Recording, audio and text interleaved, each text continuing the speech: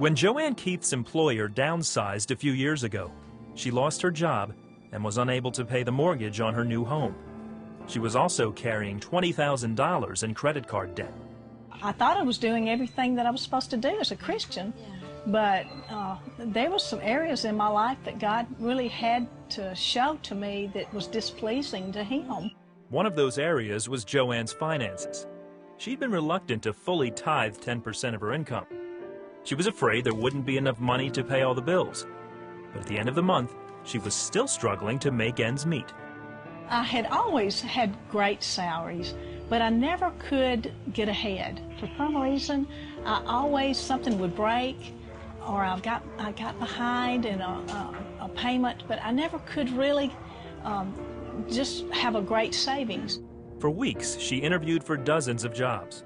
She was nearing the end of her severance pay when a friend told her about the biblical principles of giving.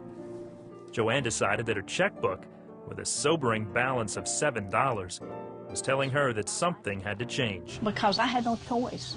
Because I knew that if I didn't, things weren't going to change and I might lose my house. So Joanne wrote a check to her church, giving away her last $7.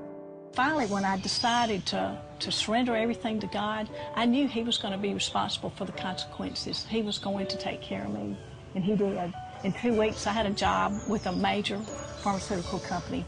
Joanne was still facing a $20,000 credit card debt, but she found that by obeying God's financial principles and tithing 10% of her income, she was able to pay off that debt in a short amount of time.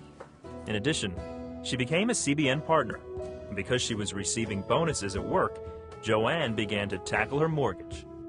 It seemed like the more that I gave, the bigger the bonuses came. I'm not good in math. I'm not good in accounting.